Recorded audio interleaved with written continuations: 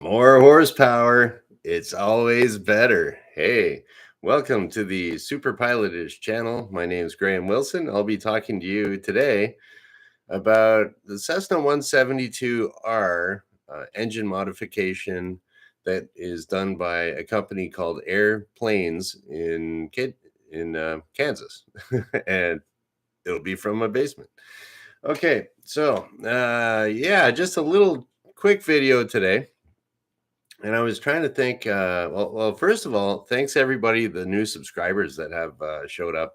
I've gotten a few new subscribers in the last couple of days because I did a video on the Cessna 150 slash 152, the rudder airworthiness directives that had to be done there. And my video just went nuts. It's like it got a whole bunch of views. So thanks everyone for that. That's it's my most popular video. It's like I've told a few people. It's almost like people prefer to see airplanes than some dude talking in his basement. Who would have thought, right? Well, okay, no airplanes today. No, you don't see any, but I'll talk a little bit about. There's something. Well, where I used to work, we had Cessna 172R models. We had three of them, and they were fitted with this an engine modification. Basically, you just stuck a new propeller on it and increased the top RPM for the engine. It puts out another 20 horsepower. So it was originally 160 horsepower. You stick a new propeller on there, a little bit more RPM, and you got another 20 horsepower. And I was pretty fortunate that we were buying another one. Buying a 172R, and I took it for a little test flight. I had been used to the ones that had the engine mod on them, and this one, it just like I was flying a Cessna 172R with 160 horsepower, and we were going to get it retrofitted. And yeah, so it's just climbing like a dog compared to what I was used to. So that extra 20 horsepower really makes a big difference. And yeah, so I just figured I'd tell you, it's a very specific thing. If you're not a pilot, you'll be like, I don't care. But hopefully, if you're considering getting some sort of an engine modification of any airplane that you're going to do, more horsepower is always better, right? So yeah, you got to. It's when you do get more horsepower coming out of your engine, you don't really see a whole lot of difference in the cruise speed or the top speed, and that's for aerodynamic reasons. That you can increase or even on your car or something like that. You can have a car with a considerable amount of horsepower. Your acceleration might be a lot better, but the top speed of your car won't really change it that much. You need a lot of horsepower to overcome that, and that's because of aerodynamic drag. And going back to your private pilot license ground school, right? If your what is that? If your speed increases, whatever, it's geometric, right? So if your speed increases 2 times, your drag will increase by 4 times, and so now you need that much more horsepower to overcome that drag. So you can put, but what it does more than anything, it allows you to be able to carry more. So your gross weight will go up, your maximum gross weight will go up, and it could eliminate some, shorten up your takeoff distance, and you'll be able to your rate of climb will be a lot better. So just a little, I don't know, just a little something that because I've flown in Cessna 172s that have had this engine modification, and I've flown like all different models of Cessna 172s, whether it's with different engines and everything like that. So, anyways, I just figured I'd talk a little bit about that Cessna 172R and what it's like to fly. So, like I said before, that your rate of climb is considerably more, and you also, because you have this more horsepower, and all of your performance numbers change. So there's a supplement that you get for your pilot owner handbook, your POH, and pilot operating handbook, and yeah, so the and a lot of times I've had it before and heard of it too when I was a pilot examiner, that people would be on a flight test and they'd be using performance numbers from the original POH. But once you have an STC, as they call it, a special type certificate, a modification that's been approved, now your performance numbers change, and you have to get that, and that supplement that you get from the manufacturer. It's been approved by engineers and the government and everything, transport. And so you got to have that with your POH, and that's where you get your performance numbers from. Now, with airplanes, the company out in Kansas. Okay, so I'll just kind of talk about the 172R, like what we got on our planes there when we put in this engine mod. So you got a bigger propeller. It's another couple inches longer, 76 inches. And one thing we did find there is that I don't know if it had to do with the propeller or what, but we had a couple prop strikes here and there with the longer propeller. There's part of my suspicion was that it just takes that that extra inch on each end of the propeller, and the geometry of the nose gear and everything. If it's just a little bit longer in the front, it's just a little more nose down, and it doesn't take much to have a prop strike when you're coming in. If you start porpoising and you're bottoming out the oleo in the front of the airplane, or the shock absorber that's up there.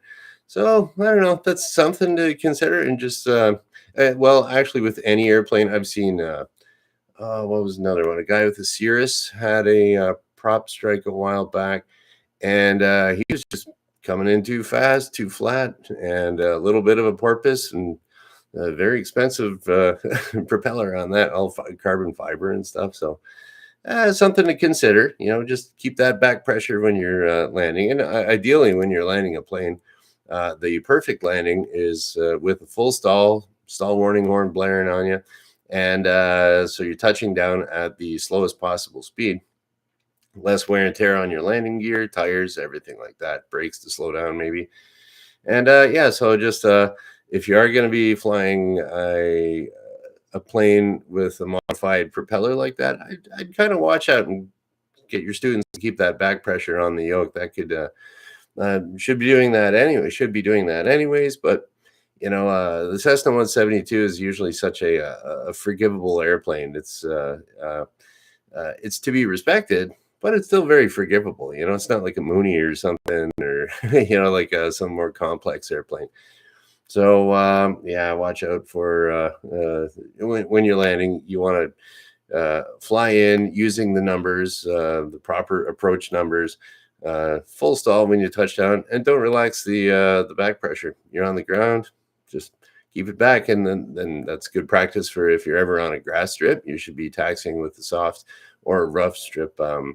If you ever get your float rating when you're taxiing around on floats, you have the yoke all the way back. Or if you ever go flying on skis with the nose gear airplane, I've flown a Cessna 172 on skis, and as you're going across the snow and everything, you want to have that yoke all the way back in your chest, just to keep the propeller away from chunks of ice and grass and gopher holes or whatever.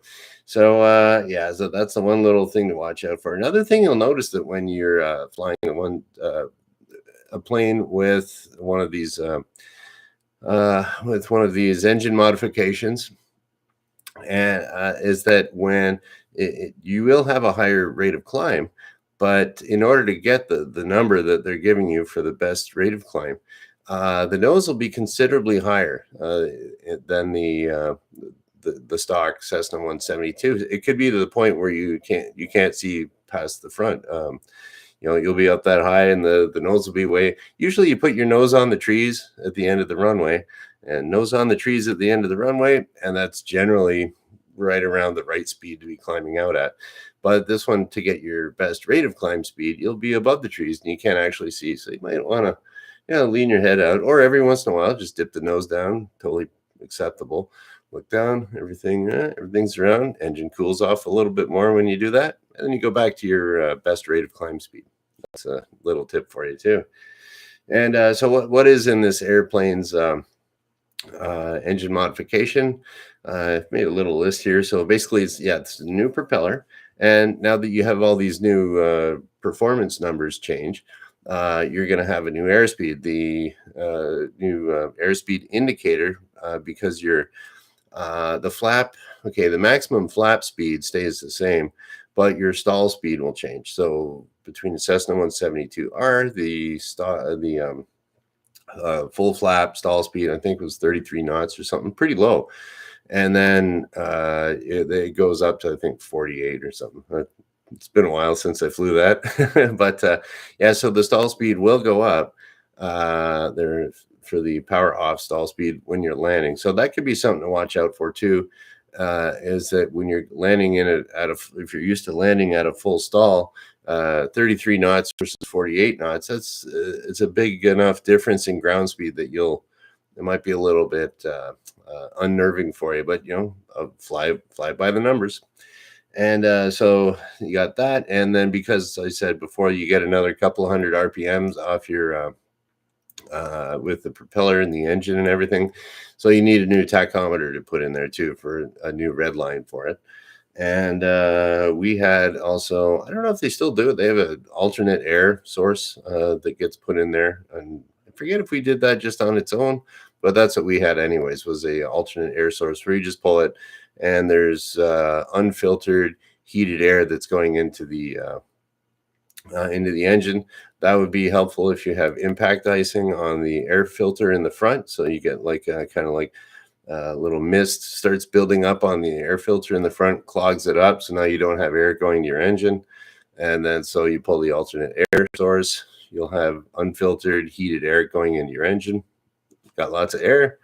There you go. Your engine's still running. So that's, yeah, I've never really had to use that, but it's a good thing to have. And, yeah, so there we go. There's a few little things that were about the Cessna 172 with the airplanes modification, and yeah. So, and another thing there too, I wanted to mention. I'll put a link. I'll put a link in the description below to get to their website to see what I'm talking about. And if you ever do want to see, if you ever want to get the specific manual for your plane, because they do not just Cessna 172s, they do 182s, they do a bunch of other airplane and engine mods. And it was always if we had new students, you wanted to give them the new performance number, it was always hard to find. So I'll just kind of go over what you do is you go to airplanes.com, the PLAINS. I'll put a link down there, and then you click on support, technical documents, and flight manuals. And then you look on the list of flight manuals, see the plane you want, download the PDF, print it out, put it in the POH, stick it in the back of the seat or wherever you keep your POH, and you'll probably never look at it again if you're like everybody else. But if you're doing a flight test, you better know it.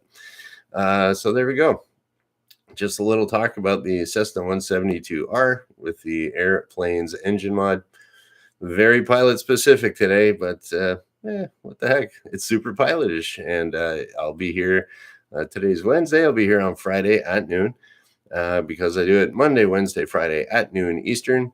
And looks like we got Mona Moore here is saying hello. So hello, Mona Moore. And yeah, so we'll just kind of shut her down. So thanks for subscribing, and everybody that's been checking out my videos. It's kind of nice to see it growing. And hopefully you learn something from it. That's kind of why I'm here. You can never you can take the flight instructor out of the job, but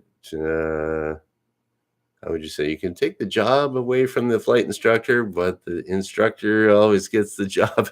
I don't know. I'll have to think about that one. Anyways, you never stop being an instructor. That's what I mean. Fool me once, we won't get fooled again. Yeah, okay. So we're going to shut her down. And thank you very much for watching. Bye.